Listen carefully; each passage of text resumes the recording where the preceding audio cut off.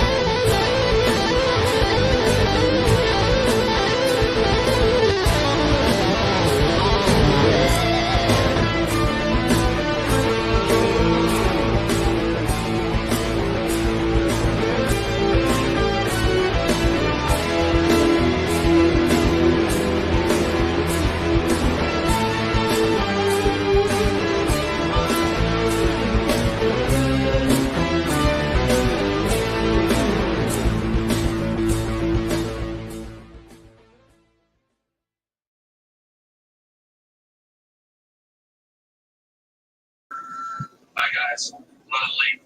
Should be there around 7. Let us know if we can bring it. All right. Hello, everybody. Hello. Who's got their TV on? Oh, me. Gosh. Can't stand this Law and Order. Hold on. I mean, we're here. We're here with a good time, with a good show, and not that we don't like to be entertained by what Peggy Holmes has on her TV. But I was like, I know I was listening to some extra verbiage, and I said, it's not me. It was the TV. Guilty as charged. Okay, well, trying to get us a copyright strike. Yeah, right. Yeah. Well, I tell you what. Hey, Anthony. I'm gonna let y'all know this as well. We will take that by an amount of see who many people will want to call in. If we don't have a good amount tonight, I'm gonna let it out there as well. If we have people that want to pop in and call in, we will do that, but it will be a consensus as to who wants to call. If not, it'll definitely be in 2 weeks. We will have oh my God, you better have your stuff ready for the call-in show with Captain and Wenches. I'm the captain. Those are the lady wenches up above me. I got, opposite. I got Heidi to the left top corner. I got Peggy to the right top corner. Magic. Just magic. I knew which side we were on. And Kevin, I wanted to start us right off today by just going through our list of the Raider offense. And we did this for the defense a couple weeks ago. And I wanted to start right away, get your brains churned up, ready to go. I wanted to go through the Raider offense. And, let's get it started, and then we'll go right into talking about what everybody's thinking about is the Adams trade. But first, Who? let's I said who? No, nobody important. Nobody important. Yeah, Okay. I must have been under a rock because I have no clue what you're talking about. I mean, big shakeups in our roster, which we'll also talk about. But let's start off with Deshaun Jackson. He's still showing up on the list. Cut. Keep, cut, or trade. Well, if he, I'm saying bye-bye. And actually, it kind of reminds me of the thing of, hey, let's go sign OBJ. And I'm like, are you kidding me? You know, a guy that had a ACL injury in the Super Bowl, and you want to really? Okay. Yeah, but that's neither here nor there. If Djax is still showing up as a receiver, that I thought he was on a 1-year deal. And that's true. And I looked on the free agent list, and he's not on there either. I'm just thinking that it's something that they haven't gotten around to yet, but we're going to see. The next one, Brian Edwards. Keep, cut, or trade. Yes. I'm sorry. I apologies for jumping in, Heidi. No. And Heidi, what's your take on it? I think we got to keep him for at least another year to let him develop and show us what he can do.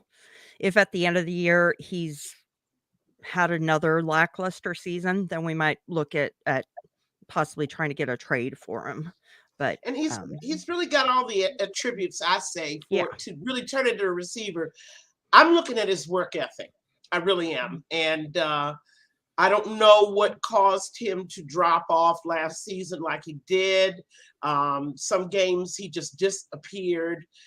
We've all had our experience with that kind of Houdini act with a wide receiver, and I'm hoping Edwards doesn't fall into that trap. Okay, today, anybody know about Demarcus Robinson? Wait 1 second. I want to go back on Edwards, if I might, Peggy. Sure. I want to say that the Raiders have not had a consummate professional wide receiver in a while. I can throw out the name James Jones. I can throw out the name the other Packer that Randall was Cobb. Jordy Nelson. Okay. But to me, James Jones was the consummate receiver that had that good rapport with Carr. Andre Holmes comes to mind. Crabtree was diva-ish, and he never really applied, in my estimation, the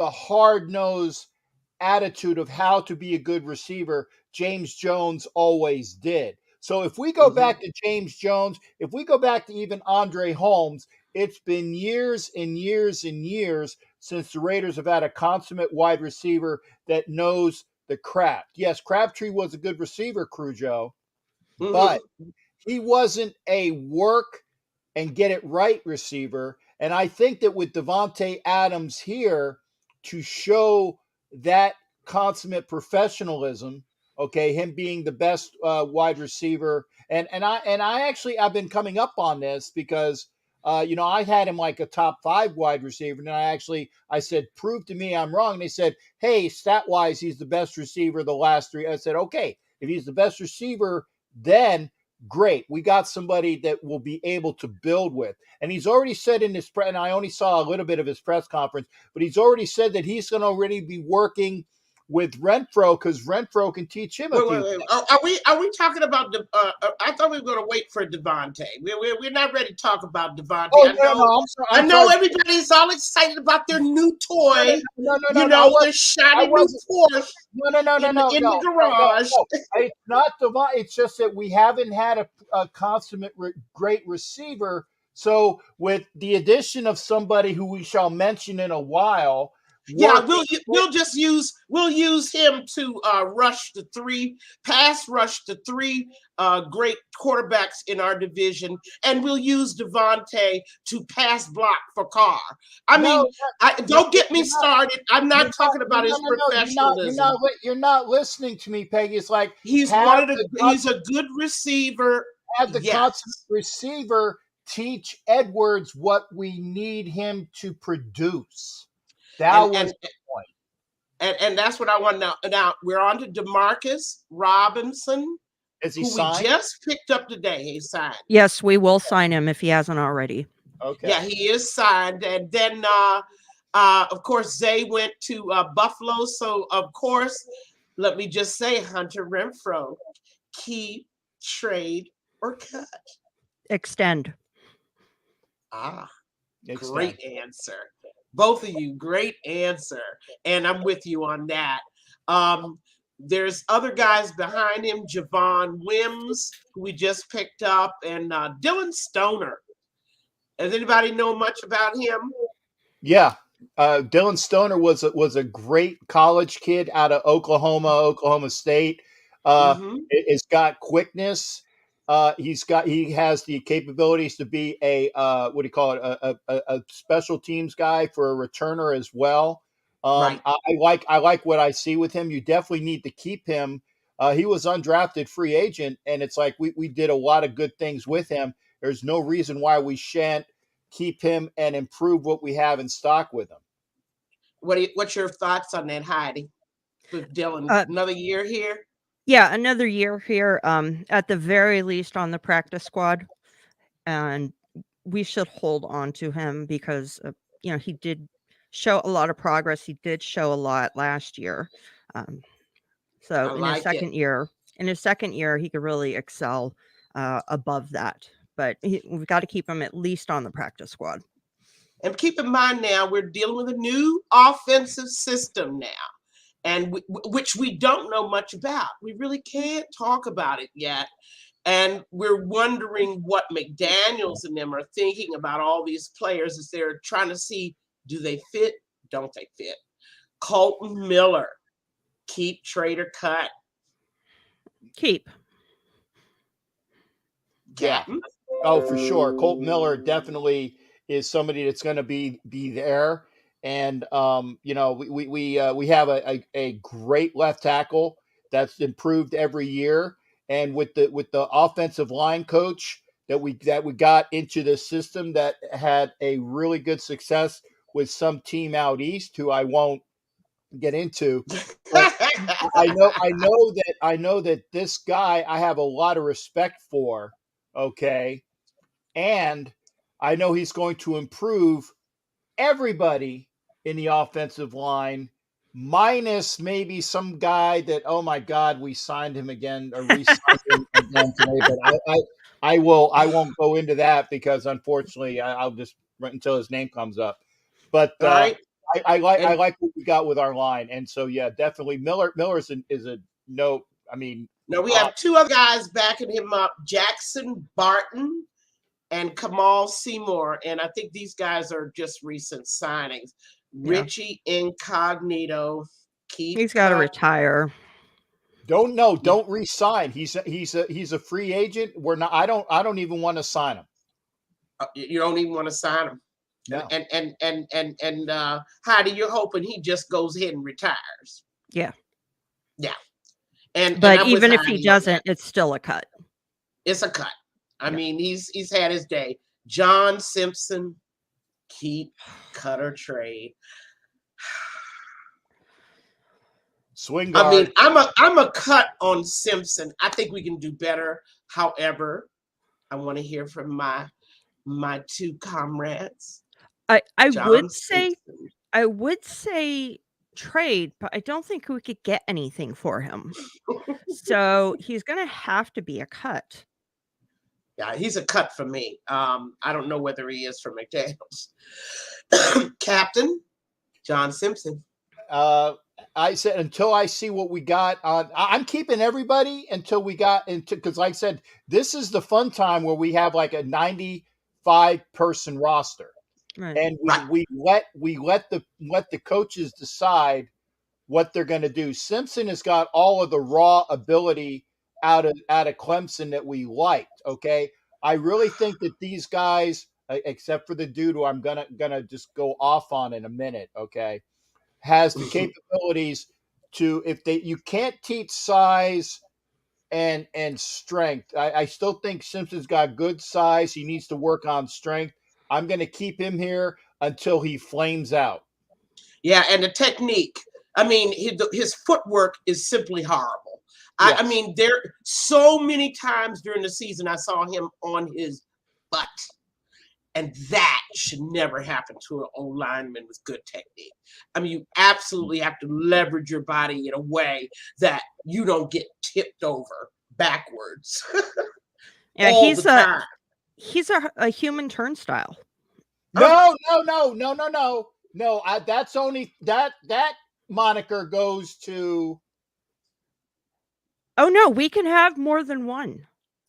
I Well, mean, remember- it's absolutely when you have the 28th ranked offensive line in the league, there's more than one that needs to raise their hand. Okay, so you're going to keep Simpson, Captain? Keep? Until I see better, yeah. Okay. And now Anthony, like I said, that we'll see. Like I said, so far you were the only person that was going to go in for a okay, call. let Anthony call in now. Let Anthony call in. Remember, no speeches, Anthony. Ask him to call in, okay? Okay, Let's go ahead and do that now. Okay, hang on. Well, no, I got a call. Is Anthony, is this you? I got a call. Somebody else is somebody else. Yeah, if they want to talk, they ask their question and then they hang up. Okay. Okay. Hello. Who's my caller? Who's my caller? Sean Brady. Who? Sean Brady. Sean. Hi, Sean. Yeah, hi, Sean. He's a friend of mine. Oh, okay. I was about ready to cut him because I thought it was a prank. No. Ask your question, Sean. Hi, Peggy. Hey, what's your question? How you doing, Peggy? Oh, just fine. We talk football a lot together. What's your burning question for us today? Well, it's not so much a question as I want to say it was a great thing you had on Facebook about all excited about Devontae Adams, but we still need a defense.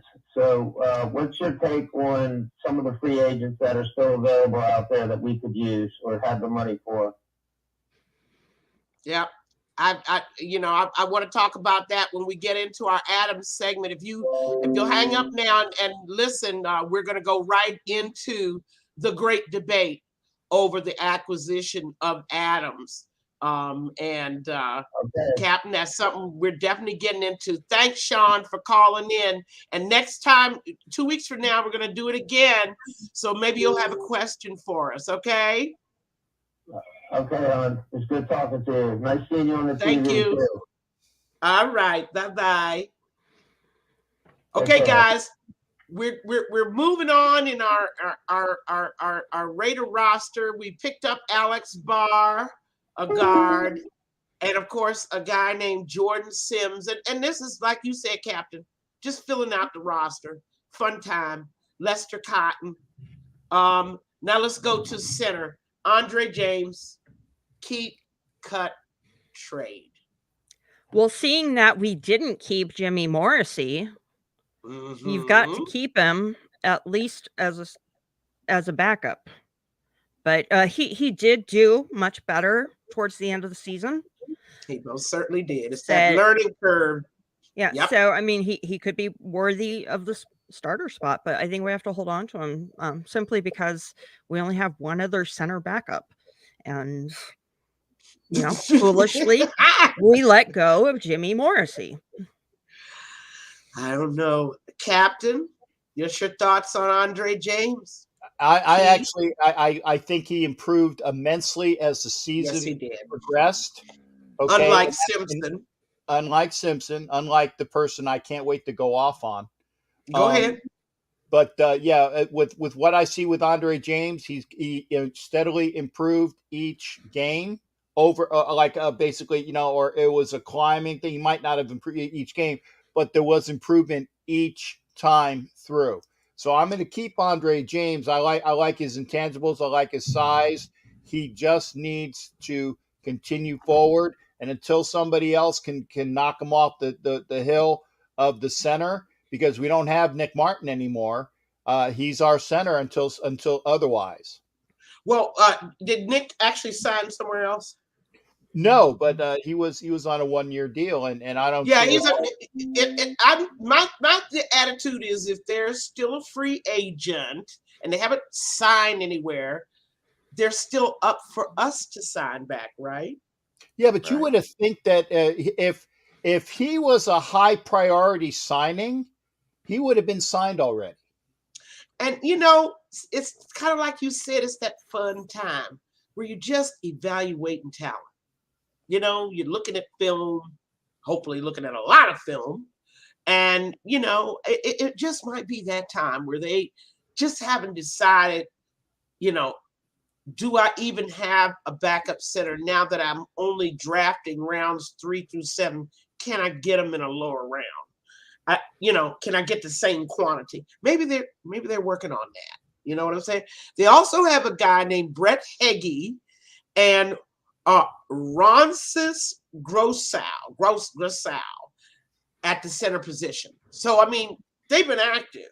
They've been out there putting people on the practice squad, doing some UDFAs. They've been signing people they're going to look at. Okay, next, Denzel Good, ladies and gentlemen. Keep, cut, or trade. We've got to keep him, although I just have the sinking feeling that we're not. Yeah. I Captain, want to keep Denzel Good. Like I said, I tell you, I saw so much of him the season prior to game 1 when he blew out his knee and we lost in game 1, like first quarter. Okay, which was such a hard get.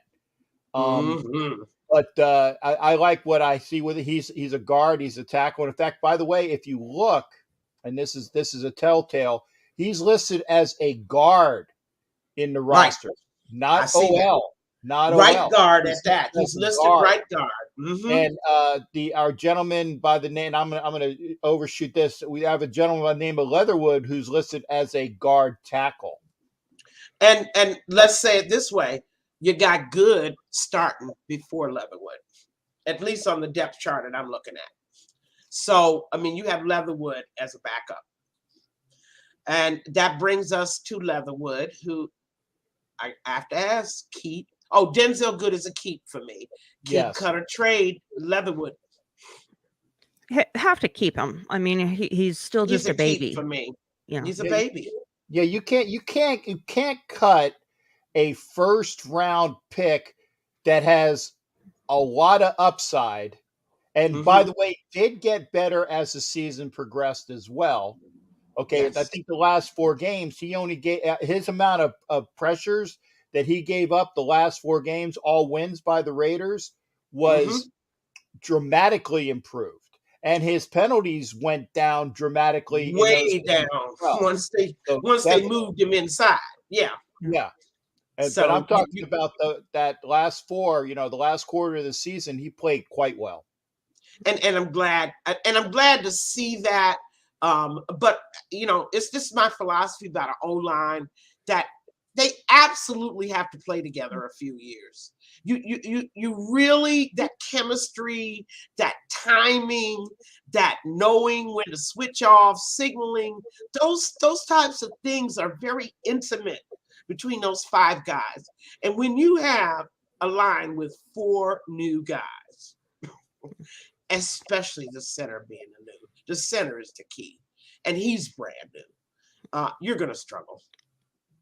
That's just my view of it. All right. And let me just interject for a minute. Ed Winchell, we actually did have a call earlier in the show, and next episode we're going to do call-ins, so you'll be able to participate then. So don't worry, you will be participating.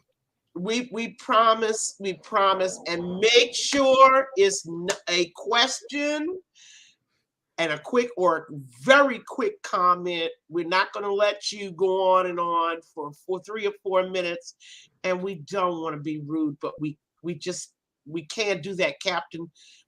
Captain only has a couple of lines, and we need to keep our lines open for people who do want to call in. Okay, let's go to Jermaine Illuminor. Yes. And Captain, you talked about him. Keep, cut, or trade. Well, obviously we're keeping him. We gave him a new contract either today or the day before. He's played in this system. He played right guard, right tackle for the Patriots. God, I hate saying that name, but he played in the system. Cousin's name. Prior to Twinkies and Twitter Brown being back with the Pats, he was their right guard, right tackle in New England the year prior, and why he wasn't utilized the mystery mystery, no clue. And so but the McDaniel knows what they're getting with him. They re-signed him, and I was so happy to hear that. In fact, I reached out on Twitter and did like a personal conversation with him on Twitter, and he gave me a like, so that's cool. All right, we're on to right tackle. Hey, Brandon. I didn't get to say. I'm sorry. Go ahead, Heidi. I know. I'm so eager to get on to the one Captain's waiting for, I think. Go ahead. Oli Minor, however you say it. I think that is Jermaine Oliminor. Illuminor. So not aluminum, Illuminor. Mm-hmm. Cut a trade high. I think he's a definite keep. He did a good job last year, and I think he could only improve over time and gelling with the line a little bit longer. Yeah. Now we're on to our tackle and Brandon Parker. Keep, cut, or trade. Shoot him in the leg. Give him an injury settlement. and God, don't let the freaking door hit your big ass on the way out. Thank you. I knew Captain was waiting for this guy. And actually we re-signed him today. Yes, we did. And see, there's things about Brandon you don't see. He's one of the few people on that O-line that actually improved. Of course, it was like watching an iceberg melt.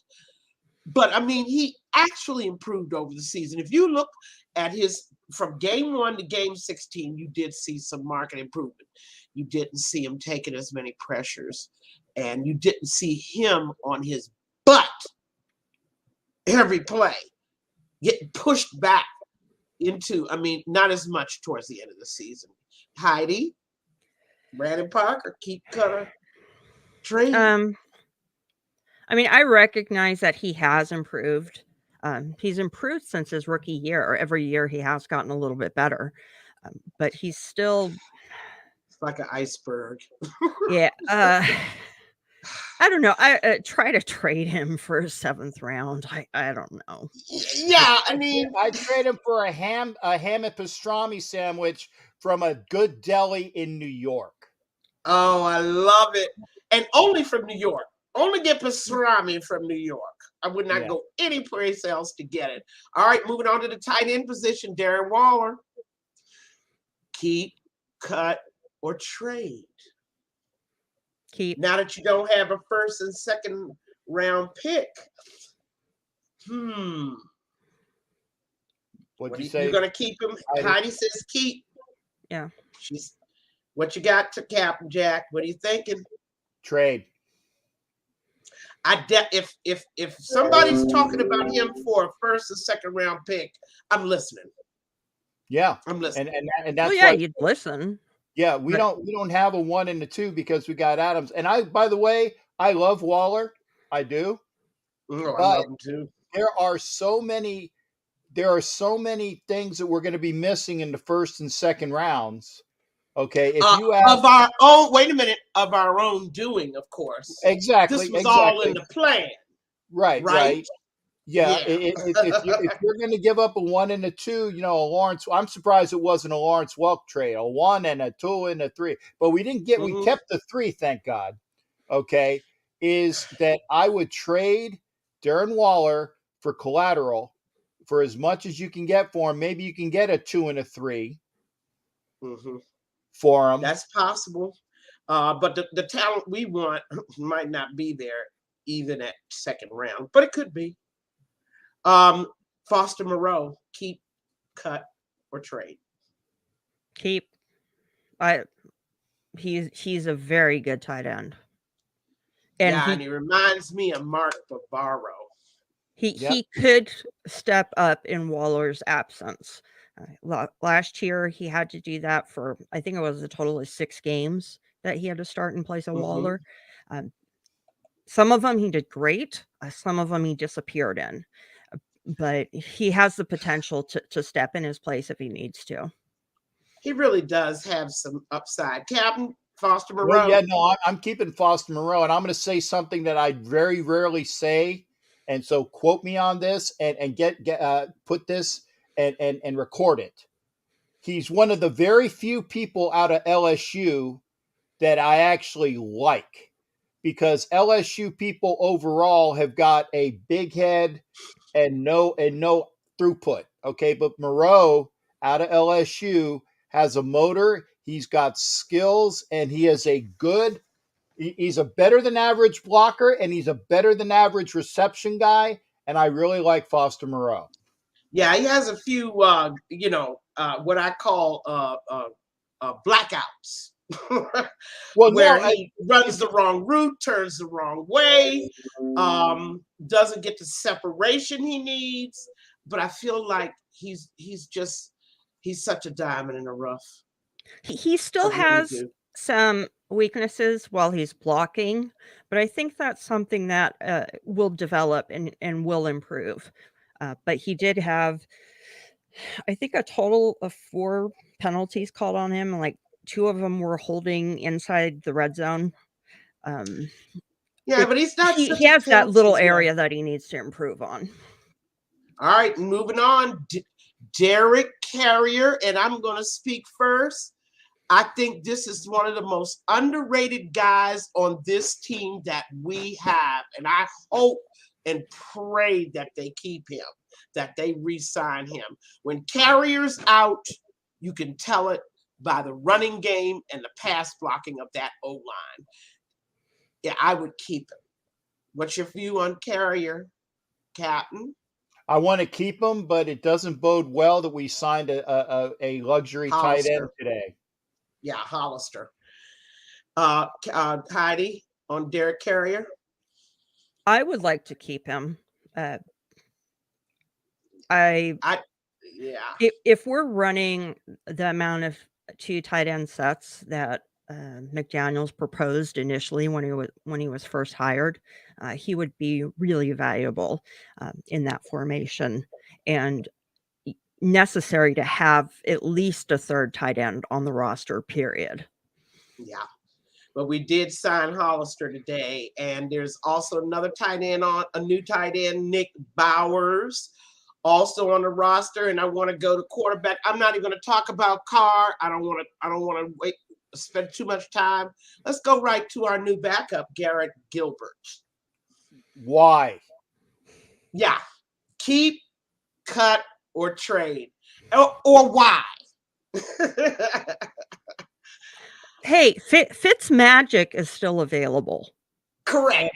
And I wouldn't be surprised of the, because I was actually looking. Fitz Magic is probably the best of the free agents still available that would come in as in a backup role, because there are others that wouldn't come in as a backup role.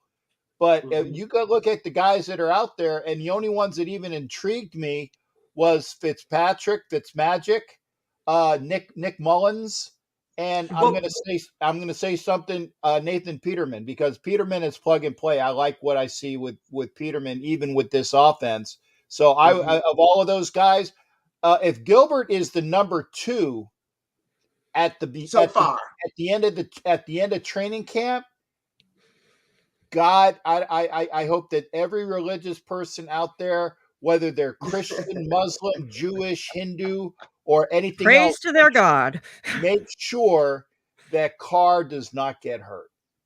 Oh, and wait a minute. A lot of us are that way with Peterman as the backup.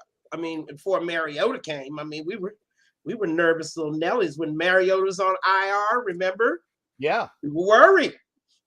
There isn't a person on this planet can't say they weren't worried about Carr getting hurt, Mariota on IR, and Peterman sitting there. All right, let's go to this beefed up running back stable, Josh Jacobs. Keep, cut, or trade? We're going to keep him for this year, and I can see them using the fifth year option on him, but I don't see him staying and getting a long-term deal. But I could see him with us for 5 years. I don't.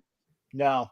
And in fact, and I like Josh Jacobs. You guys can't see it, but that's a Josh Jacobs football right over there, and I got the jersey that goes with it and all. Nice. And again, I like Josh Jacobs, but with the amount of running, the plug and play running backs that McDaniels has used in the past, and he's picked up and a couple names that you'll be saying in a minute. If we can get collateral, because again, remember, folks, you don't have a 1 and a 2.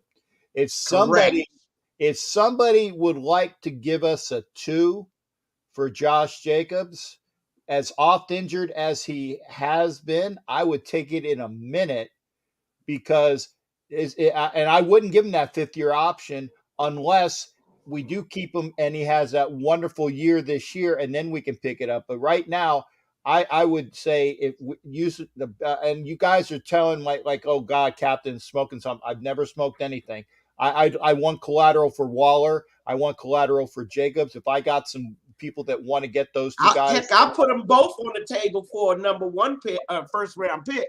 Yeah, I'll put them both on the table. I don't have any problem with that. Or a high 2. All right, and for me, Josh is a trade for me. There are too many things after the. I'd be fine with a trade for like a second. I'm looking at Josh. I'm still waiting for that explosion. And I looked back at his film last month. I took a good look at his film. What Josh doesn't have is that quick step through the hole, like our next guy, Kenyon Drake. Keep, trade, or cut? IR.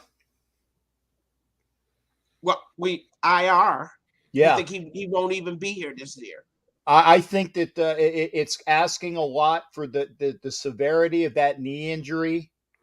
I didn't understand how severe sorry, it was. Actually, I can't remember if it was the knee or the ankle, but the severity of that injury that he had, for him to come back at 100%, I would start him off on the IR and see, because I don't think he's going to be. And if the doctors are telling me wrong, okay, I'm wrong. But I think that is going to be a luxury that we don't have, and that's one of the reasons why I think we signed that 32-year-old back that the Patriots used a lot, is because they know what they got with him. Heidi on Kenyon. The thing is, if he starts on IR, he can't come to the active roster for the entire year. Well, you can put him on day 1, and then the next day stashed him. Yeah, right. Yeah, that's. I mean, it's I would perfectly do that. reasonable. I'm sure they have that already in mind, but he's still on the roster. He hasn't been cut. He hasn't been waived. Okay, we haven't seen any of that happen. So I'm thinking that they're thinking what I'm thinking. Before injury, Kenyon Drake was sure a home run hitter, and I think that the Raiders made a mistake last year by not using him more. Moving on. Yeah, a real big mistake. Jalen Richard, keep, trade, or cut? If we could get a late round draft pick for him, I would say trade. Otherwise, cut. He's a free agent. We aren't going to get any compensation for him. We're not even going to get anything for him. But do you resign? Is what the question is. Do you resign him? I'd like to keep him. I think that he's better than the kid that we picked up that knows the system. The difference is that Jalen Richard is younger, and he probably his contract demands are probably a bit much, and that's one of the reasons why he wasn't re-signed as of yet. Right. I think, and that was one of the first things Gruden did right out the box was to re-sign him for a 2-year contract, I think in 2019. So, and I was kind of surprised by that because he doesn't really play a whole lot, but they liked him. Peyton Barber, keep trade or cut. I want to keep him so bad. It may just be a numbers game. I can't. I want to keep him so bad. I love the way he explodes through the hole. Heidi, Peyton Barber. I think we really have to see what he looks like compared to the rest of the running back stable. Okay. He could be a valuable piece. He had his moments last year, but we just have to really see what the other backs look like once the off season and the season approaches. Captain Peyton Barber. I loved him when he was down here with the fake Pirates local. And I loved what I saw him when that one game that Jacobs was out and he came in and he had like the game of his lifetime. But he fumbles a little bit too much for me. Ronnie is like bye Barber. Yeah. It's just too much competition in the field. I get y'all. I don't. I mean, if he's there in the room, great. But he's going to have to perform this year. And I tell you, and I come back to the playoff game. His stupid play on special teams, and he's a vet. He knows better, and he still made that stupid play that had the Raiders deep in their zone, and it immediately became something bad because that Moreau was left on an island, and then the strip fumble was something that was immediately caused by Barber. To me, that was scheming. Yeah, but to me, that was just scheming. What was he even doing in that area? I mean, it's about sometimes when you see them guys bunched up like that. But your feeling is cut for Barber.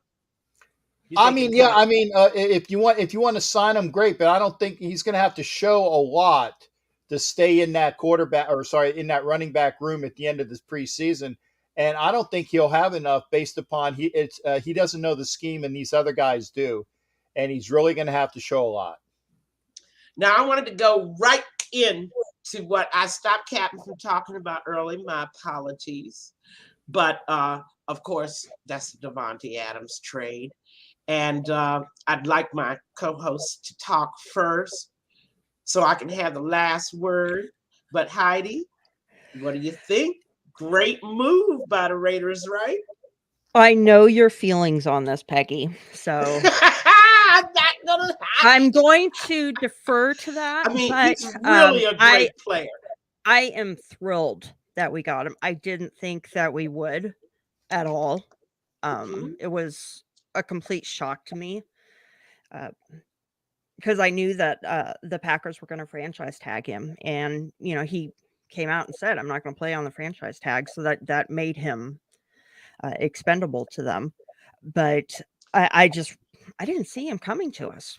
I really didn't. You just didn't. And even the $50 million, $50 million a year that they gave to the baby boy, the whining boy, Rodgers, wasn't that kind of handwriting on the wall that they weren't going to be able to pay Davante his money? But I am thrilled. Still great. I saw him and Derek Carr in college. I lived in Fresno. I lived in Fresno at the time. And so I went to so many of their games and saw the magic in person. And I'm just really excited to see if they can still tap into that. I remember one of the Pro Bowls, Derek Carr really connected with Davante Adams a lot.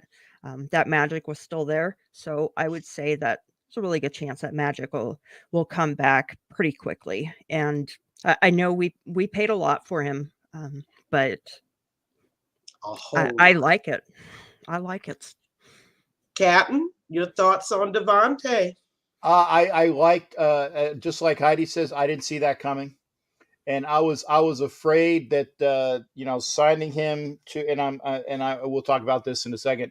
I was afraid that signing him would preclude the Raiders from getting a lot of other players, but so far, What do it you only really it got? only cost the Raiders 1 and a 2. But Right. which is good in the fact that the Raider Nation is always screaming at the first and second round picks, and I don't even want to go into the ones that we've had that have been busts. Okay, But we have a whole new regime here. I Whole new guys picking them. I get that, but you know what? Give At away least your first and your second round because okay, we but mess them up. if you're going for the best wide receiver, and I've come around to this, the best wide receiver in the NFL, and it costs you a 1 and a 2, at least you know what you're getting for that production. And And he's worth the fact every that, penny. right, Yeah. and the fact that you saved that $5 million that you were going to pay for round 1 and 2 anyway, that goes to him as well. What I didn't like, and it still remains to be seen, is the 28.5 that he's getting a year. Okay. That to me was a bit exorbitant. I didn't like that contract the way it's written. But on the flip side of that, if his buddy who lives 2 doors down from him takes a lesser deal on that reworked extension, then I'll call it even. Okay. If the evangelical buddy friend of his, and I'm not saying that in a nasty way. I just saw that, the YouTube thing where they said they were calling him Jesus even over in Fresno State. If his buddy takes a lesser deal on a reworked contract, then it'll even out where the 28.5 isn't as big of a kick when you're saying that maybe Carr doesn't take that 40 that people are already allotting him for. That's what I want. So if the Carr comes in on a good deal, then I will be okay with it. But still, right now, as it is right now, it's a lot of coin for a great player, but it's a lot of coin. And let me preface my remarks by saying I agree with you, Heidi. I agree with you, Captain. Good pickup, strong addition to offense, if that's what you really need. If that's what I you think really we needed a number 1 receiver. We needed a true number 1 receiver. Priorities, and this is where the Raiders and I part company. Have parted company for 20 years. I believe that the Raiders have never, ever, in the face of evidence that you're playing with 3 top 10 against 3 top 10 quarterbacks, you see your AFC West opponents beefing up their pass rush. And what do? You go out and give away the house for a wide receiver. The thinking that goes into that. This is a philosophical issue that I have with the way the Raiders think about how to win games. Games are won in the trenches. Pay $28.5 for Chris Jones. Okay? When are the Raiders going to make a commitment to the one thing that has stopped them from being a playoff team, a championship team for 20 years? Defense. How can you go out and give out your first and second round picks with all that talent available? And Captain, I heard what you said about us messing up, but that was McKenzie and Mayock. That's not Ziegler. We don't know what Ziegler's going to would have done with a first and second round. So to me, it's an excuse saying, oh, well, we're not going to miss the first and second round pick. Oh, yeah, you are. Anytime there's a chance to get top young talent on defense. Well, you know what? Problem for me. I'm gonna beg to differ with you a little bit there, Peggy, and I love it when us older. Although, okay, I'm the older person. Peggy is just so knowledgeable that she's not older. But Heidi and I are teenagers. We're the barely in our sandwich 20s. ends. Yeah. Okay. Yes. We're the mhm. sandwich But ends. let's Yes. go back. Let's go back before Reggie McKenzie. Okay. No, I don't want to talk. I want to address. No. I want you to address what I said about the Raiders not putting defense first, knowing that that's been their Achilles heel. You brought this one up, which is why I'm jumping on it. Okay. Go ahead. Who was the person in the room when he was alive that did the first round picks prior to Reggie McKenzie? Well, that was Al. Okay. And how many of those first round picks that the great patriarch in the latter part of his existence, I will say the latter part of his existence, how many of those first round picks from the great Raiders patriarch were wonderful? Well, what are we talking Janikowski. about He did good. I mean, oh yeah, he did. And he's always been very good on picking kickers in the first round. He always hits the jackpot there. Yeah. Well, the reason why he hit the jackpot with Ray Guy was because and Charles Woodson, right? The offensive I was going to say Charles Woodson, and the defensive coaches and the special teams coaches in 1972 had one person in mind, and it was one Ray Guy out of Southern Mississippi. They all agreed, and he picked them. Okay, but I'm saying of all of those picks as well. Okay, I like Napoleon Harris, but he really wasn't all that in a biscuit. Okay, yeah.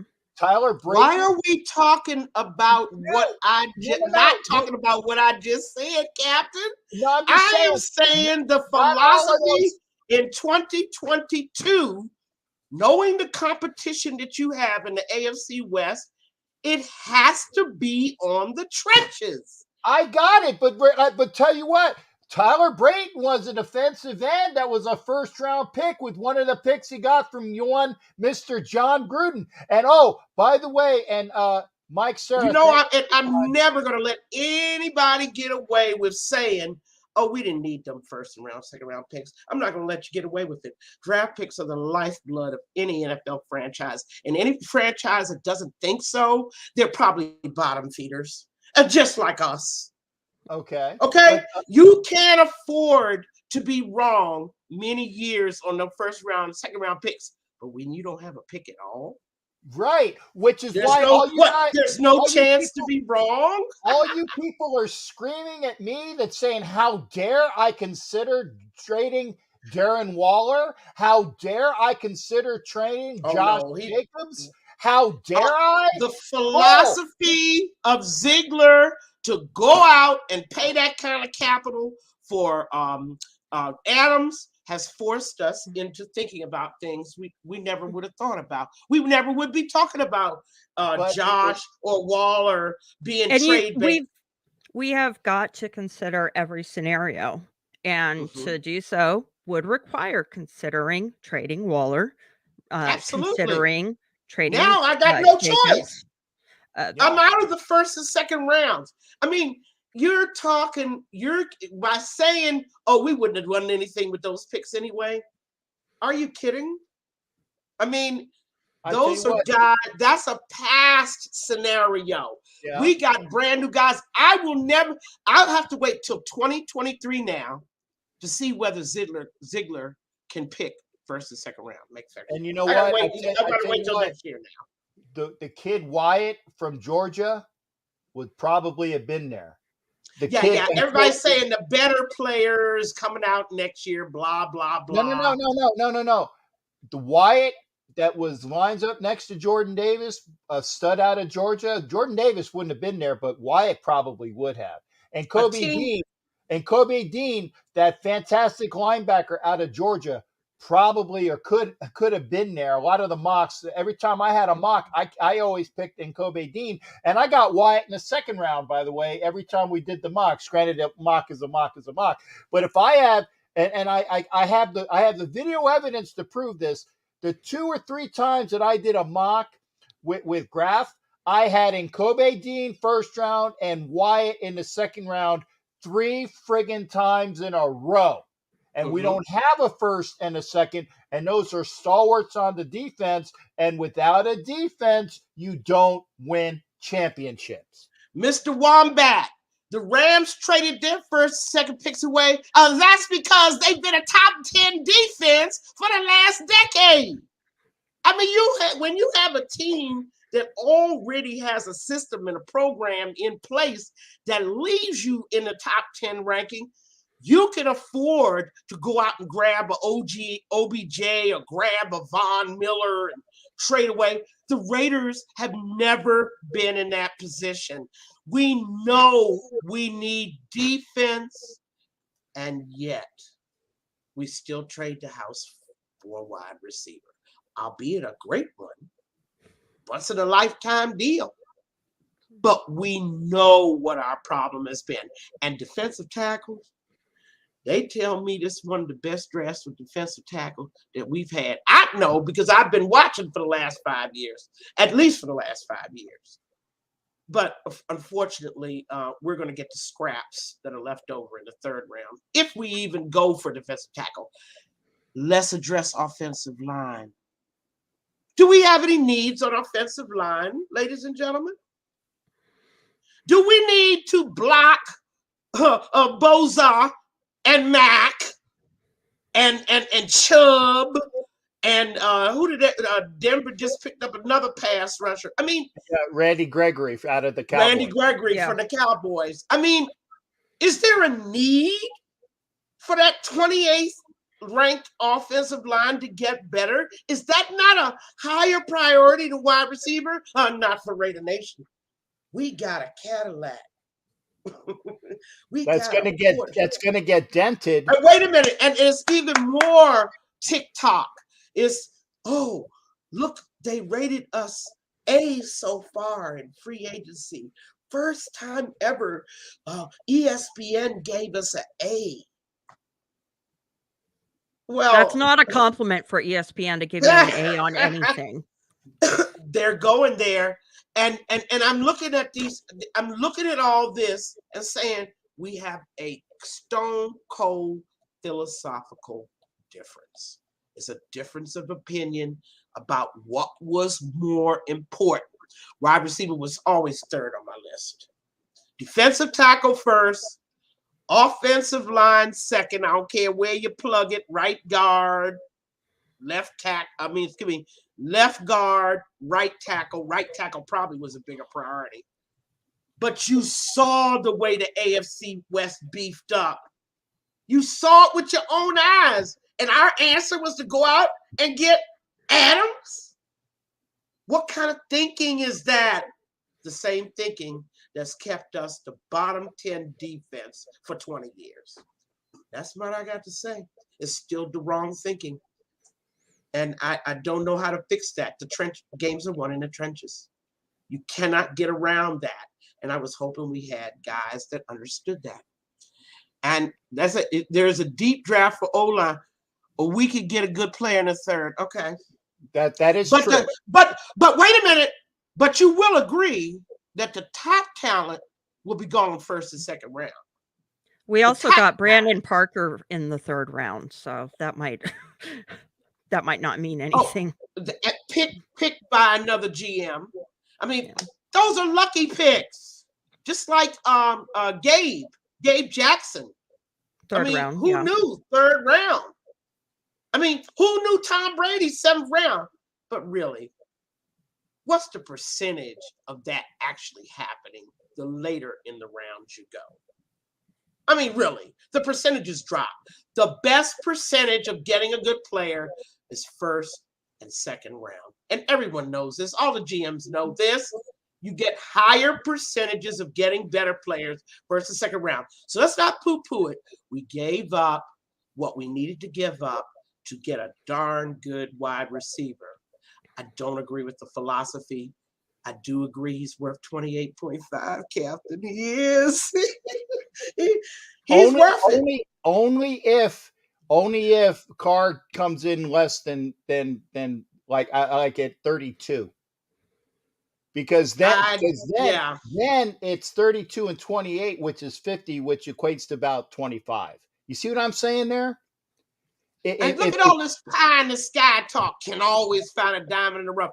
We've been doing that for 20 years. For 20 years, we've been sitting up there. Oh, we're going to have a better defense next year. Oh, not this year. Oh, next year. Oh, next year. Oh, look at who we got on free agency. It's going to be better next year. When is it going to stop? When are you going to have solid football people that know what they're doing? Get in there and get us a top 15 defense. I'm not asking for top 10. I don't agree. Get in there and get in those trenches. You can hire all the DEs you want, but defensive tackle shuts the front door. You don't let that quarterback step up. You don't let him see the field, and he's being pincered by two DEs. That is the way you sack a quarterback. And the Raiders, of course, being in the bottom 10 for the last 20 years in sacks, have forgotten. We just forgot. How do you sack a quarterback? You shut the front door. And you can't do that without top DEs.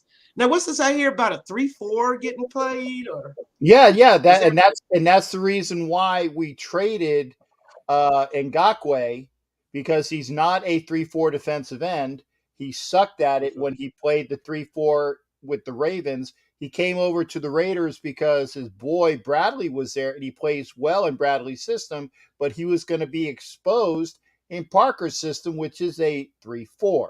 Okay. So in that system, we ended up taking what would have been a liability for us and got a great, and I will say great, better than average cornerback in Rock Yassin. And we got somebody that we needed at cornerback for a guy that was exposed. That's nice. That's really going to stop Russ Wilson from throwing that ball downfield, or Herbert, or Mahomes. That's really going to stop them and intimidate them. We also picked up Chandler Jones, though.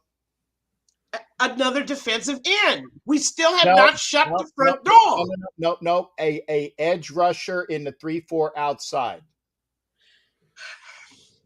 I'm talking about the middle. Okay, and I get you there, but as the one person was saying, Sean Brady said he's trying to say Star Latulele was cut by the Bills. We picked up a couple big bodies on defense so far in Billings, who was actually the first guy that we signed, and then the other kid, Nichols. Promises. Whoa, Peggy! I hope you've at least looked at what Nichols did in the Bears' defense. Because I watched what Akeem Hicks did, and I would have rather had him. And he's still out there. He was the guy, and nobody signed him yet. I think he's been hurt, but that didn't stop Mac from being signed. He missed 10 games last year. I really think that for me, it's philosophy. I just have a different philosophy. I have a totally different approach. When I am bumping my head up against the wall for 20 years and I can't do something, i.e. playoffs and championships, then after 20 years, I might want to investigate changing the way I think. And I haven't seen any evidence that they really changed. Every year they go out and get new players. What was it last year? We always go out and get new players. Everybody was happy when Kwiatkowski and we signed Corey Littleton. Remember how excited we were? 2 years ago. Yeah. I mean, every year we go through this process of plugging in pieces that do absolutely nothing to help us. And then we wonder why. Because you haven't fixed the trenches. You haven't fixed your D-line. Corey Littleton would have been a far better player. And I've said this on a few Raider columns. Corey Littleton would have been a better player had he been playing behind a D-line. I mean, when you're playing behind the likes of Aaron Donald and a type of defensive system that the Rams have, top 10 every year, why, you're going to think you're a little better than you really are. Then you get to the Raiders. This is what happens to all of our free agents. They get to the Raiders and find out that the Raiders have garbage up front. And suddenly all their weaknesses are exposed. Look at who it's happened to. Joyner, even Sean Smith. I mean, you can go back as far as you want. Think about all the defensive free agents we bought in, that suddenly they were exposed as just average. Now, why is that? Sean Smith would have to have been improved to just be average. Well, but again, when he got to us, yeah, it was a different story because of the way our philosophy of defense. We just don't think the front four are important, or in this case, the front three. We just don't pay. We need rock stars at DT.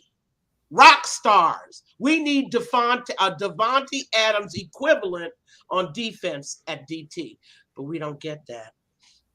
Okay. Never enough time, never enough money, never enough anything. I put this comment up because I like what Nate Strauss was saying. The Steelers D is pretty good, and I can't name who's in the middle there. Because it's a system. Okay. Thank you.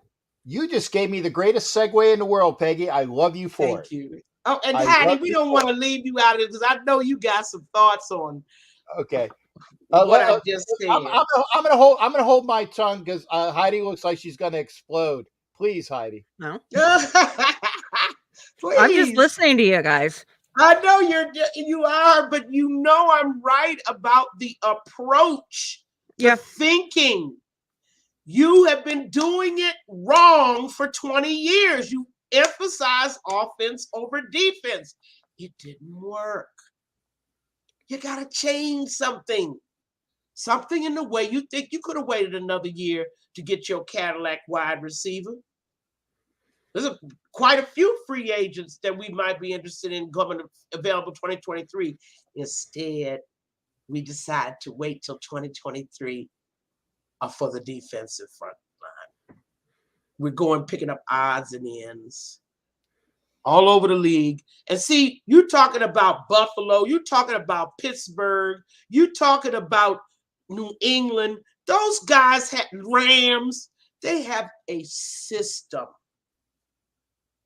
where you doesn't matter who the player is. Year after year, they go plug somebody else in. Plug and play, plug and play. The Raiders don't know what a defensive system is. And I don't know why. Okay. Whoa. Remember how you jumped on me? Because you said, well, you're talking about the past. Yeah. About the past. Yes. So now we got, and I know you know this, Peggy, we got an improvement at defensive coordinator. Yes. Because God knows. Alleged improvement. Okay. We haven't seen anything. Ask me Halloween. Halloween is the day. Heidi, is that by that time, Heidi, they would have played 8 games by then? Yeah, around there. It'd be roughly halfway. We'll know about all these little acquisitions, these little pieces that they're bringing in that we have never seen play together. And we certainly don't know their defensive ranking. We don't know how they're going to sack. We don't know whether they can get turnovers. We don't know whether they will give up 439 points in a season, which traditionally we do every year. We keep doing the same thing over and over and then wondering why we don't have a championship. And that's what my main thing is. Y'all are talking a good talk. I hear you. Chandler, Rock. You know, I liked Rock when he was coming out. And we've got a whole bunch of pieces. We don't know how they're going to play. We have a whole bunch of pieces every year. We do. Now, I wanted to move on and talk more about what did we get? Okay, what have we picked up in the fridge? So far, we picked up a tight end. We picked up 3 linebackers, Captain, tell me if I'm wrong. If we're gonna do a 3-4, we're gonna have to really stock linebacker, won't we? Yeah, we're gonna need more linebackers, and the guys that we picked up are good widgets. Okay, they're plug and play. They're not great, but they are functional. I liked Kaiser, who played with both the Broncos and the Rams. I like what he's situational. The kid that Krulak, I can't remember what the guy's name. Another linebacker that we picked up. I'm sorry, I forgot his name. He's I'm looking at the list here. We got a guy named Jones. We've got, of course, we lost Morrow, didn't we? Did we lose Morrow? Yeah, Morrow signed with the Bears, yes. Right, but we don't know whether he's a 3-4 guy anyway. So, Right. Fackarell, we find him at linebacker. That's kid I was talking about. Fackarell. We talk about Fackarell. Yeah. We're gonna need a lot more linebackers, don't you think? Yeah, but I actually think that maybe, okay. Jason Hunter, we've been saying that for 20 years. Don't you tell me about no. Please, may I please say the comment, honey? Maybe Abram gets moved to like one of those tweener linebacker spots because I don't like him back there in that regular safety spot. He's more of a linebacker anyway. Okay. Heidi, what are you thinking about Abram? I mean, we've talked about Abrams a lot, Heidi. I mean, what are you thinking? Cap just said maybe we can repurpose him. I think he would be too small for linebacker. What do you think, Cap? Well, I know that there was this really, really small guy by the name of Zach Thomas that played pretty well at linebacker because he had a motor and a head. But he was hurt an awful lot, though. He was hurt an awful lot. Yeah, if you're and he was more the exception than the rule. I get it, but here's the other thing. The perfect linebacker. You know, we got, like I said, I like what we got with I'm going to upgrade. I love what we got with Diablo. Yeah. Oh, Diablo, without a doubt. love what we got with Diablo. Okay. Mm-hmm. Morrow's gone, Littleton's gone, Kwiatkowski is gone. I can't even remember who we have at linebackers. If anybody, like I said, and that's why when we said this in the show last time. Mm-hmm. Actually, I like what Mike Sarah says, and I'm gonna hopefully it'll come over here. I think Markel Lee is still floating around somewhere. Yeah, I think Markel got. I don't see him. I don't think he's signed. I think he's still out there as a free agent, but it's like right. Abrams plays like Micah Parsons. He's not as good as Micah Parsons, but he's got that type of in the box play, plug and play, go after and get him type of thing. So he's like he's a very poor man's version of Micah Parsons. You haven't signed any safeties. You signed 2 guards. You signed 3 running backs. Oh, we do got we do got Javin White, the kid out of Nevada. So and right. Tell you, yeah, and I like what we had with him before he got hurt last year. You got 2 DTs. Oh, and Perryman, obviously. And of course, the defensive ends. We have 2 of those. Other than that, I'm surprised no safeties at all. Maybe we're thinking about 3rd through 7th round. Actually, and I'm going to finally get this. Mark Kelly got picked up. Thank you there, Mike. This is everybody keeps asking, and I'm sorry I didn't address it because we've been having a bit of a discussion. But was, and they were throwing out Gilmore, and Matthew. Oh, here we go. Okay. My corners are really gonna make those sacks come to reality. Sacks and pressures. Man, I can't get a friggin' word in edgewise. You're talking about cornerback. Corner. Yeah, really? Well, what I'm saying is that. Oh, and thank you, Jason Hunter. Gillespie, I really like because he had what's his nose, the tight end from Florida on lockdown. And I liked what I saw with him. I think he's going to come into his own this year as safety with Morig back there. Okay. But people are saying about, what's the newest on Gilmore and Matthew. By the way, I don't really want Tyrann Mathieu, but that they were saying that Gilmore was pimping Matthew to the Raiders, kind of like in that buddy speak, like the team building that LeBron James liked to do, in basketball. Hey, come on over, we're gonna make it. Why not?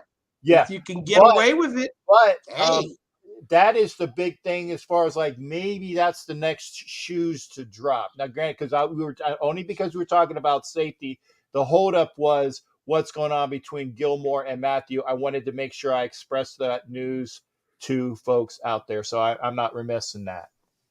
Yeah, and we do need some help at corner.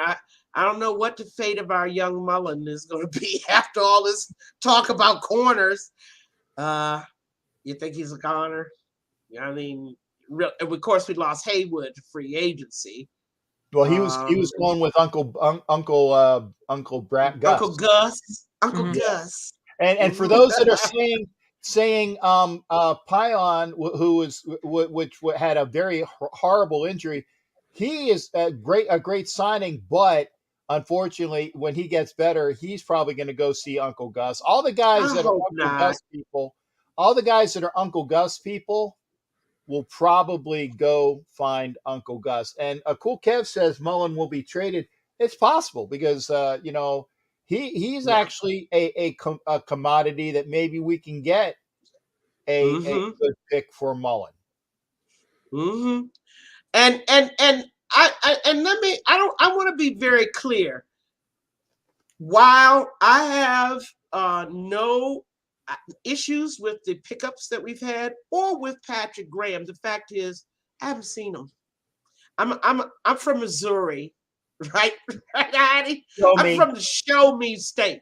Yeah. Oh, actually, have to be, and I have a right to be after seeing what the Raiders have done on defense over and over again.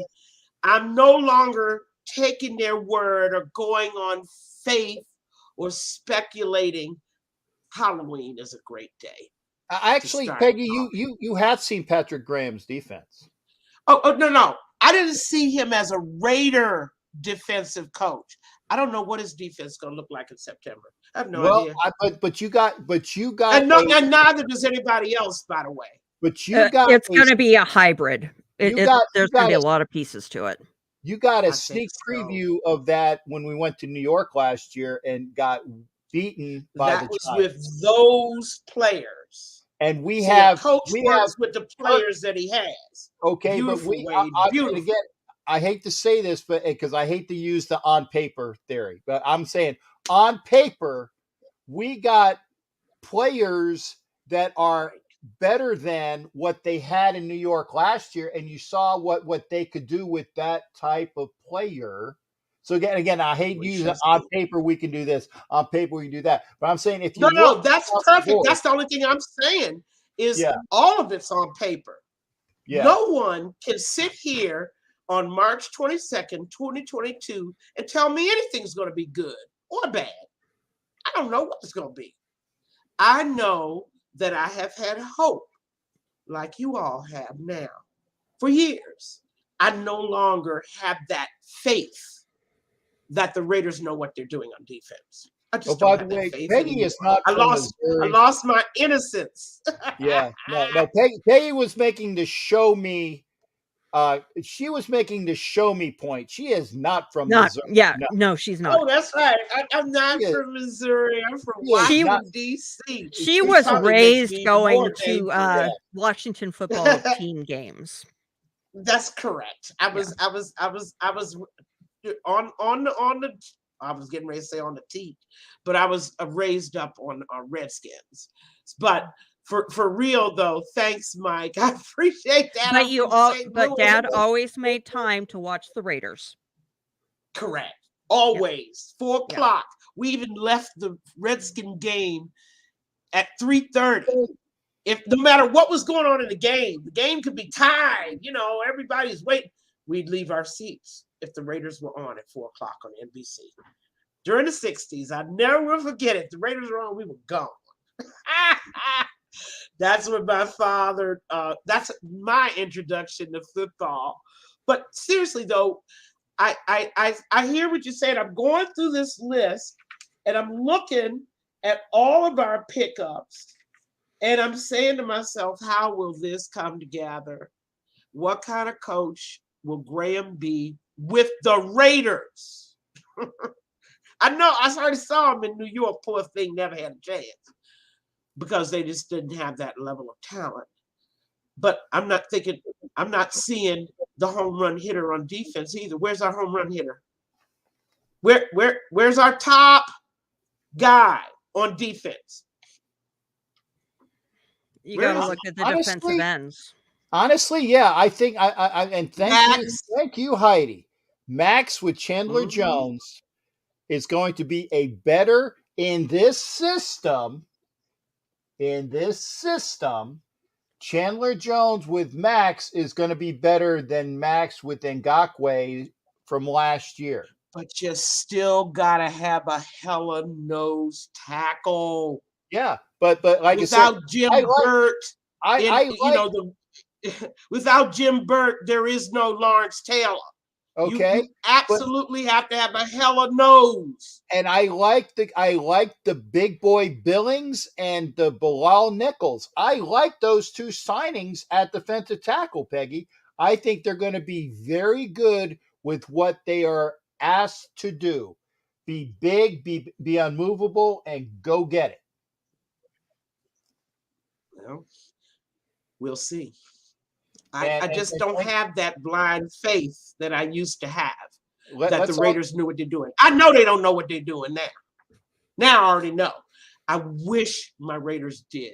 I just wish they understood you have got to address the trenches. Now, are we hearing now that Graham also does 4-3-2? He does. He's kind of like situational. He's kind of like Vic Fangio in that he plays a 3-4-4-3-5-2 hybrid. He locks his players up against and like McDaniels does with the offense, where the offense that McDaniels trots out is different week to week based upon what he wants his offense to exploit on the defense.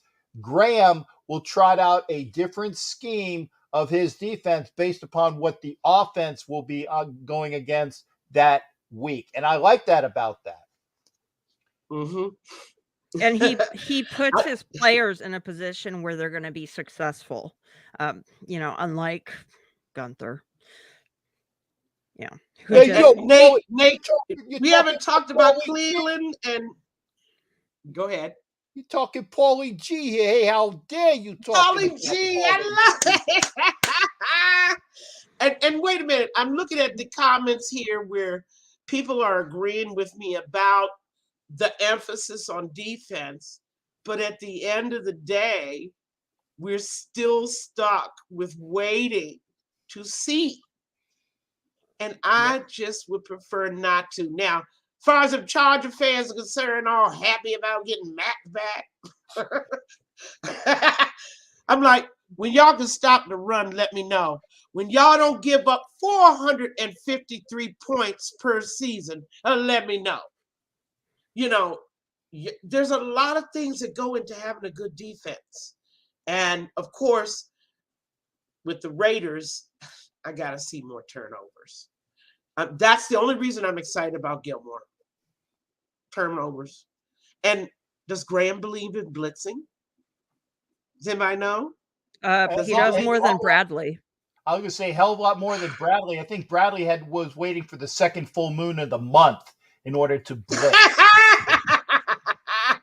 Yeah, Bradley blitzed like the lowest amount in the league. Yes. I mean, it was we were unusual. 30th. We were 30th in blitzing this year, as usual. I mean, doesn't matter who the DC is. Under Ken Norton, the same thing. I'm like, when you don't blitz, what's that saying about your defense? Seriously, what is that saying when you don't blitz? That you're scared. That you don't want to get burned, and you don't think your players are good enough to handle it. Yeah, I think Bradley thinks that Elvis Patterson was back there playing D-back. That's the good old coach. But that's just the way it is. He's scared. All right, I wanted to transfer in this another opinion segment to transition into, and that is the quarterback movement this year. Amazing. Wow. Amazing. Yeah. Wow. Okay. And I can't remember an off season like this as far as quarterbacks go. Perhaps there was, but I can't either, Heidi. Yeah. Start out. Let's talk about Watson to Cleveland. Watson to Cleveland. What are you thinking? I mean, is it I don't know. Is it going to help the Cleveland Browns? I don't know how Cleveland could give a contract that high with a completely guaranteed to a player that could be suspended for a year. Because it's Cleveland. I mean, oh, thank you, Captain. We are channeling each other. I have this one saying that I make. You give Cleveland $1 million at 8 o'clock in the morning, and by noon they will be broke. That's the kind of franchise. Well, that's even better. Yeah, and that's the other thing. If you gave Cleveland $1 million, okay, it would be spent because they would have to entice people like cheese on a trap for rats. Hey, look what we got.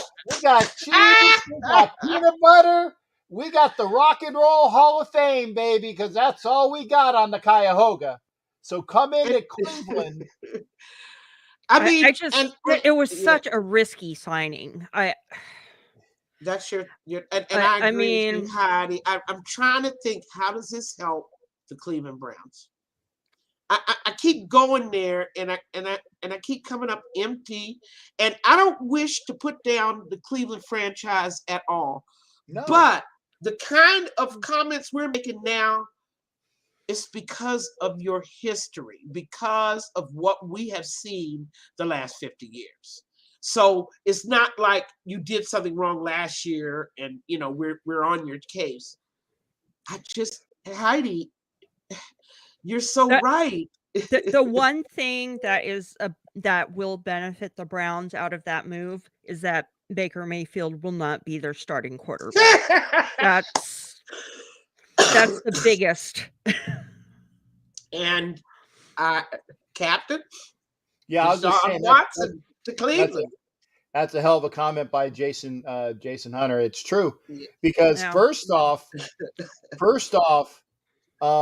they were stupid enough, okay, to think that the commercial boy with the nachos and all the other and the keys and the other thing, is somewhat entertaining commercials.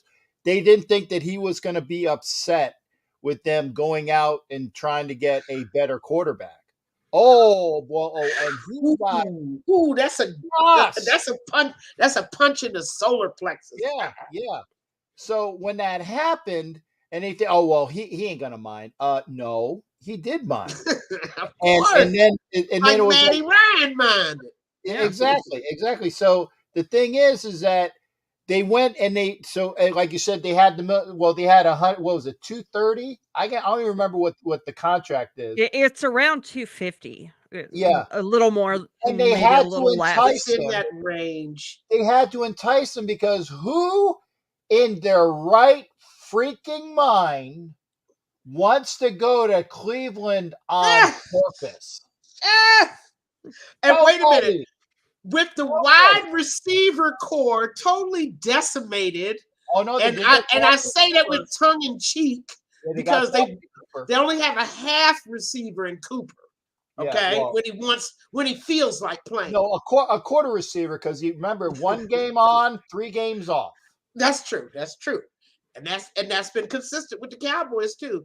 Yeah. Landry wants out, right? I mean, they've got that tight end Hooper just got signed away. That Njoku is still there, but they're tight ends. Where's your wide receiving core? Why you gonna bring him in and then don't give no? Well, he's got, of course, the 1-2 punch behind him. Yeah, Hunt. and that's and Chubb. that's yeah, Chubb. That had to be attractive. Yeah, Chubb and the kid that used to play for the Chiefs. Yeah, Hunt. Yeah. Kareem Hunt. I that had to be attractive from a quarterback point of view. Well, at least I don't have to worry about the running game. But who's he got to throw to? I mean, do you know? I'm trying to figure out what weapons Watson's going to have besides Cooper. Do you know? Oh, well, I And said Njoku. Njoku, and unfortunately, Njoku is a fantastic tight end. He just don't use him enough. And that's the offensive coordinator's situation where I've really not seen them really utilize their passing game at all. But it could be because of Mayfield's noodle arm. And I mean, in his skill set, am I wrong, Captain? No, you're right. I was actually I was trying to figure out. Apparently, they said. Oh, Heidi's gone. Where's Yeah, I Chris was going to say. Lamar? Yeah, it was the breaking news that Raiders signed 3 more people. But I don't know who it is. I will say, thank you, Nate, because that is true. Yes. Donovan Peoples-Jones is a very good receiver. Peoples-Jones. Well, but you'll never know with Mayfield. Let's just say it that way. You'll never know with Mayfield. How about that news last year that Mayfield had been playing with some sort of back injury? Was it? Well, no, he had like a shoulder. It was something. Shoulder. Yeah, his shoulder was out. Yeah. And he had been powering through, and that's why his arm strength, looks so terrible. What's up with that? Was that explaining? And of course, you know what OBJ and his dad said about Mayfield on the way out. No, I didn't hear that. Oh, they were very critical of Mayfield's passing skills. I apologize. Oh, I apologize for the interruption. It was a German Shepherd emergency. Oh, well, we had to take care of that. We would not want. I was going to say, I apologize. Our pets. Yeah, I apologize, Heidi. I've actually been a little more vocal than I normally am. No, and I'm happy. Listen, I'm getting you pumped up because, you need some of those chemicals, those good chemicals flowing through your body there. But, Catty, we were just talking about the fact that Deshaun has no weapons. Mm-hmm. And then they're talking about Donovan Peoples-Jones, but then we start talking about Mayfield's skill set as a quarterback, mainly his arm. I've just never been impressed. I don't know about anybody else. If you're a wide receiver there, thank you, Nate. No one will ever know it. I used to watch games. There's no question that Watson is a better quarterback than Baker Mayfield. Oh, yeah. He's very talented. I think it was really stupid to just give him a fully guaranteed contract with everything that's hanging over him. Whether he is guilty or not, I'm not even going to address that. Right. Because the NFL doesn't need charges and convictions to suspend people. You know? That's what people were saying. Oh, he doesn't have any criminal charges. He's in the clear. No, he's not. Right. Because the allegations are sexual harassment in nature. Right. And even if he signs settlement agreements, confidential settlement agreements, it still implies that he engaged in the behavior. Well, that's why I wanted that big 230, because probably about 50 of that, if not 100 of that, is going to go to settlement. Right. It's going to be like Richard Pryor and Silver Streak. Pay the man. Said in this case. That's funny. Pay the man. And the NFL doesn't go by convictions or guilty verdicts. Nope. They go by just the mere appearance of impropriety. That's enough for them to take a player off the field. And it's so true. Now let's go to our next biggest trade. I mean, I would have put this one number one, but Watson was just looming in my mind. Wilson to Denver. What are you thinking, Cap? Well, Wilson to unfortunately, Denver. our Bronco aficionado is not here because he was very, very high on that. And for those that He don't know, liked it. Richie Rich liked Richie it. Richey liked that because the Denver has been needing a quarterback since John Helicopter Elway left, and I'm not going to count the 1 or 2 years that they brought in Peyton Manning, The ringer. because, yeah. So, but they have, and I think we've gone through the litany of quarterbacks that they've had between. Oh, and I Elway and left out Paxton Lynch. Somebody pointed out to me in a yeah, PM the parade of quarterbacks that have been through Denver. It's not as bad as the guy in Cleveland with the quarterback jerseys with all of the names. You've seen that guy with that jersey with all the names that they've had there, but it's been horrific, and they still cannot draft and develop a freaking quarterback to save their lives. And that is why Richie Richey was like, this is what we needed. That's why they went out and they got Russell Wilson. And I was under the impression that Wilson was more of he was hurt more often, and people had said, no, he's not. He's not. He was last year, but that was a one year thing. Right. But that was, I don't know. He had a suspect offensive line in Seattle, and it ain't getting that much better in Denver. No, it isn't. And what I was mostly asking you guys about is the fit. I mean, does Russ fit? Do you think he'll really help the Denver Broncos? I think he really could. I mean, I'm not looking forward to facing him twice a year. No. He's a really good quarterback. They might have to build their offense a little bit differently around him, but that's what they need to do. You need to build your offense, your defense appropriately for the players that you have.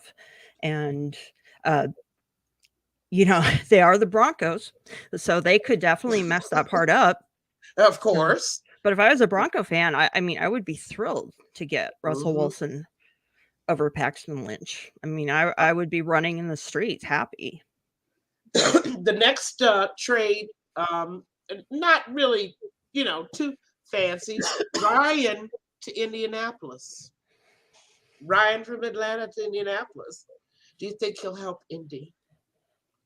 Oh, please, go ahead, Heidi, because I already had this discussion at work because I got my immediate supervisor is a Colts fan. Go ahead. I believe that Matt Ryan has been extremely overrated. But that does not mean he's a bad quarterback. It's just I think that he was considered above his skill level.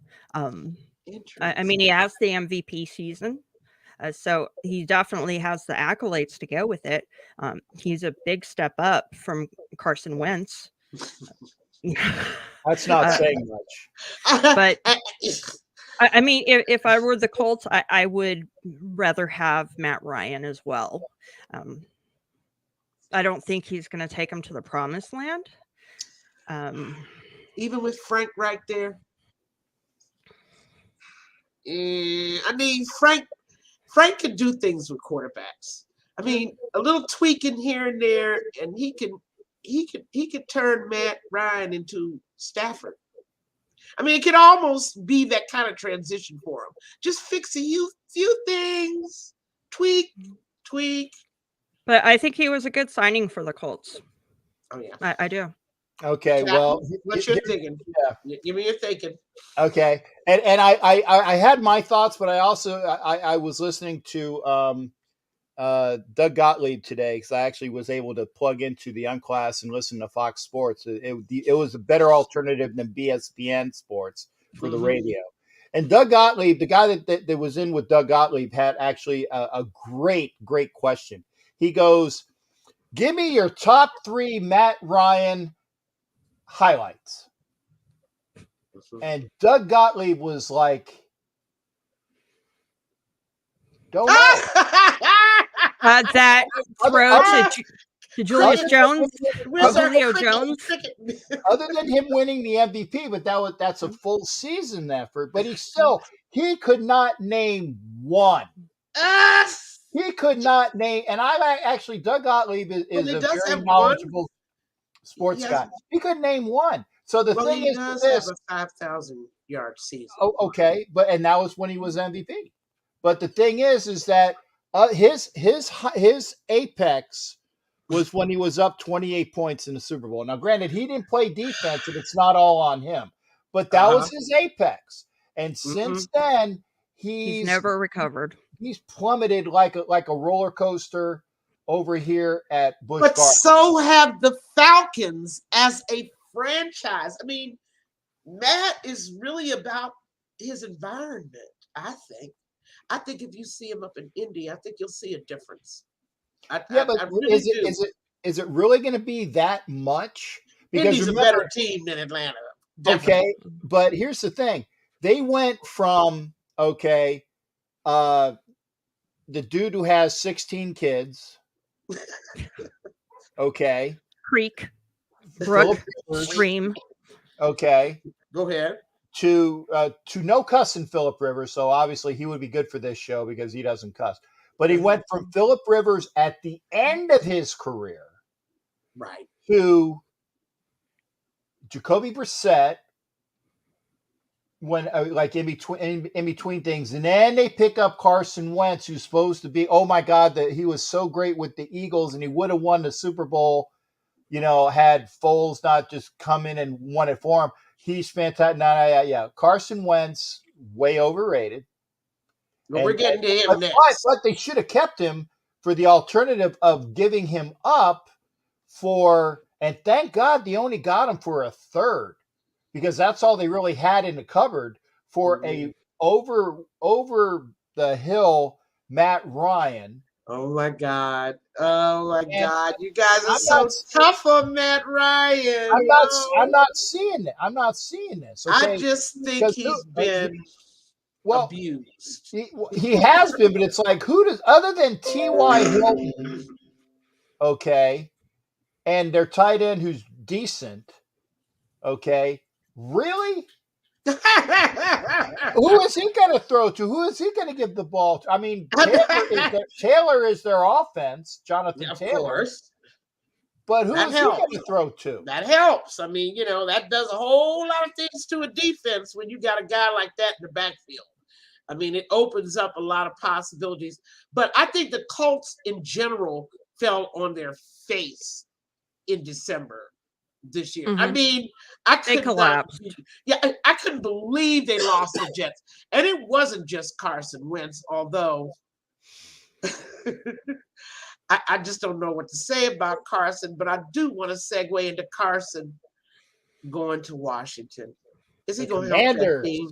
The Commandos is actually what Heidi calls them. They're the Redskins, okay? They're the Commandos. And tell me, is he going to help that team? Or are they still on another pipe dream fantasy? Alex Smith, Fitzpatrick, Heineke. I still think that they're Haskins. Wait a minute, Haskins. Yeah, and of all of those guys, I think that they gave up on Heineke. If I was the Raiders, I would go out and say, hey, we'll take Heineke off your hands for we got 2 5s. I would be cool with him being our backup. We'll give you a 5th for Heineke to be our backup quarterback, because I like the guy better than what we have now. He seems somewhat bright, but Wentz, is he going to help the Commandos? He's just going to be another long line of dead man walking quarterbacks. And leave it to Snyder and his front office to go out and make yet another bonehead move. Why would they do that deal? Did he fit their budget? Is that what happened here? That he would, that they could get him cheap? There has to be a reason to explain all of their horrible moves. And no judgment whatsoever. They're another Yet another team, you give $1 million at 8 o'clock and they're broke by noon. No, they're broke by 10 a.m. Yeah. Okay. 2 hours and that's it. They don't have a clue. Yeah. of Snyder what would they're have spent doing. that $1 million on lap dances from the This is true. cheerleaders. And lines of No, he wouldn't. No. You're wrong. You're wrong there. Wouldn't need to. He wouldn't need to have to spend it with the cheerleaders because the photographers got all of the best stuff, and he wouldn't have to pay a dime for it. That's true. That's true. Or he could pay one of those contracts that he stretches out for 7 to 8 years, and the guy is long gone from the team, and they're still paying him. They're famous for that too in Washington. Yeah, the Bobby Bonilla of football. I mean, they're just absolutely. But seriously, can Wentz help the Redskins? I mean, you see Wentz. I think it's going to be about the same as last year. He might be a slight improvement because he has more experience than Heineke had. But as far as skill wise, I don't really see that big of a difference. And Wentz is fragile as glass. So there's no guarantee that he's even going to be able to play in 10 games the entire season. That's another thing the Redskins is famous for getting the IR crew. And let's go to one of my last quarterback moves, Trubisky to Pittsburgh. What do you think? Go ahead, Heidi. When you heard about it, what you thinking? I laughed. She laughed. Tell me why you laughed, Heidi. It's not Trubisky's fault that he was drafted where he was. And that, they gave up so much to get him. It's like Cleveland Farrell. It's not his fault that he got drafted 4th overall. It's just he's not going to be able to live up to that place. And that's the same thing with Trubisky. It's not that he's that horrible, but where he was drafted makes him a bust simply because he can't produce. I mean, it's worth a shot. I wouldn't plan on him being a starter or anything. I think he could be a serviceable backup. But I just don't see him, after a few years, finally developing into this elite NFL starter. And Captain, your thoughts on Trubisky? The question is, can he help Pittsburgh? Yeah, I actually like this signing, and don't hit me for this, but I remember a certain player that used to play for and I'll call them the Patriots because back then they really were the Patriots. A certain player that played for the Patriots that was just beaten to hell in New England got shipped out to his second team, like Trubisky got shipped out to his second team within the last 2 years, and then came over to a team out in Los Angeles and won a Super Bowl for him. Now, I'm not saying that Trubisky is the next coming of Jim Plunkett, but what I am saying is this. Trubisky had a god-awful time in Chicago because that was a god-awful. He got a chance to play for a decent team in Buffalo and learn some of the good things at Brian Daboll's system and learned underneath Josh Allen as well, which is weird considering he's older than Josh Allen, but he kind of learned some of those good things as well. But considering that the Steelers have had a statue back there last year in Ben Rapist Pervert, I actually like the fact that Trubisky has a decent arm. And remember, the Steelers were a playoff team last year with Najee Harris and a decent receiving core, although they lost Juju over the last couple of days, but that's really not a loss because they have better really get rid of that locker room cancer. Yeah, go ahead. They got rid of a cancer, but they had some, with Washington and Claypool and things like that. So I like the fact that the Steelers got a better than adequate quarterback in that division, because that division is not as good as the AFC West, but it's always a division where everybody competes. Cleveland competes, and Baltimore competes, and obviously the Bengals went to the Super Bowl, and what was it? Cleveland, Baltimore, Cincinnati, Pittsburgh. So there you go. That's a tough division, and I think that they got a decent quarterback for what they want him to do. And let me say something about Trubisky and Heidi, you did make a good point about the expectations that people have when people draft you high, first round, high pick. But you got to take into consideration who drafted them, okay? The franchise. The Bears haven't had a quarterback since Jim McMahon. No, I was gonna say what the Bears haven't developed a quarterback since Sid Luckman. I want to say Sid so bad. Sid is my man. Yeah, and he had Sid Luckman, Johnny Lujack, and George Blanda. That's right. And I have to say that you have to, whenever you see a young guy not performing the way that you had expected, you always have to take into account quite who they playing with. Quite frankly, Cleveland Farrell with the Raiders, with their non-support and non-belief in defense, was an accident waiting to happen.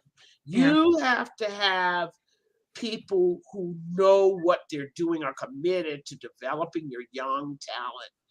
And I know the Bears, I just told people, fill in the blanks. Who was the last Chicago Bear quarterback that was drafted? Somebody wanted to say Cutler, bless their hearts. They forgot that Cutler came from the Denver Broncos. Right. Yet another one of their failed development projects. But the Bears also failed too. Yeah. You know what I'm saying? Jim McMahon, Bob Avellini. Oh, I kind of liked Avellini though. I thought he had great arm. Wasn't bad. Jim Harbaugh, or not Jim Harbaugh, Jim McMahon, sorry. Because Harbaugh was actually serviceable. McMahon was serviceable. He was the Terry Bradshaw. He did what he had to do. He didn't make stupid mistakes. I mean, he got the ball, got completions when first downs when they needed them. He moved the football.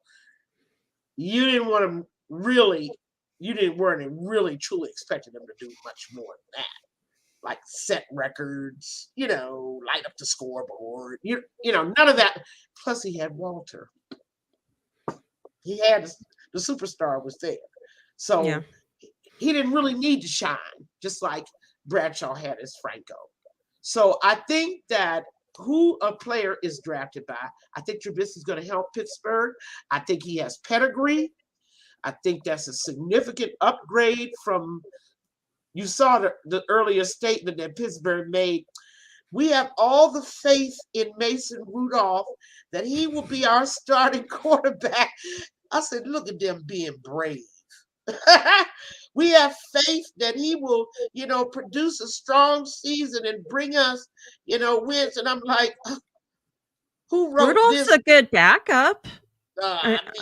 Wonderful bench guy. But did they really believe Ben was never going to retire? This is what's got my head scratching. Ben was at the end of his career. Yet, did you see Pittsburgh draft any quarterbacks? Dobbs. Oh, by the way, they did pick up Haskins. Yeah. Yeah, they did pick him up. I don't know whether they're going to keep him because I heard his little bad habits followed him to Pittsburgh. We shall see. Mm-hmm. But Trubisky has a chance to make all you guys wrong. And I hope he does. I want him. I hope he does. Actually, I said I think that was a good signing. So it's like I'm not wrong on. Oh no! I'm talking about all the people that felt that he was a bust in Chicago. I think Chicago failed him. Yes. I think he was a bust in Chicago because Chicago failed him. Yeah. And I think he now has a chance to resurrect his career. And here's his second chance to do that. I think he's got the pedigree. I think he's got the skill set. I even think he has the smarts. I don't know what, though, with Pittsburgh being a defensive-minded franchise, how much they're going to help him. I sure hope they do. No, we right. got about 2 minutes there, ladies, and before I do my outro, and I wanted to make sure that say, hey, folks, if you like what you see, like, share, Thank you, Edward. get this out there. Get this out there because again, the ladies deserve a greater audience because you see how fantastic they are, and it's my pleasure that I have a show that's their show, but that I have a chance to put them on because they are wonderful, and it's all Captain, yeah. we're so happy that we have a format where we're not treated like window dressing, even though we could be, and Hattie won't allow it. But you are a dynamic role model and male for us women to really boost us up and help. And I want to thank you so much for having confidence in us. Oh, without measure, no doubt in my mind. No doubt in my mind. So make sure, like I said, folks, share it, like it, push it. The ladies deserve a bigger audience, and I firmly believe that. So, ladies, your last out thoughts, and we'll roll it down. Remember, 2 weeks, folks. 2 weeks. Get those questions ready. We're going to have the call-ins like we did tonight, but remember, it's going to be a quick in, quick out question, and go. And we will cut you off if you start with the speeches. Don't be prefacing your remarks. Ask the question you'd like to ask or make a very quick comment, and we can talk about it. I love to talk about it. And if you would like to make a comment that would show up on my podcast, give us a call at the Only Nation podcast. We publish usually every week. It's me, T3 Raider Facts, and Raider Homer. And call, leave a message. We'll play it on the air. And we'd love for you to participate in that show and on this one. We'd love to have that information posted so our viewers can get with that. That is another wonderful show. Very insightful. All right, folks. Captain and Wenches in 2 weeks. Get your stuff ready. Heidi, Peggy, thanks again, ladies, for you coming out tonight. And can't wait for another show. And I'll be on Thursday. So make sure you're hitting this channel too. Cool. See you soon. See you guys. Thanks for coming. Bye-bye. Thanks to all of our commenters. I love you. And most of you guys, I talk to you anyway offline. So we'll be talking soon. All right. Thanks again, folks. We'll see you in 2 weeks. All right.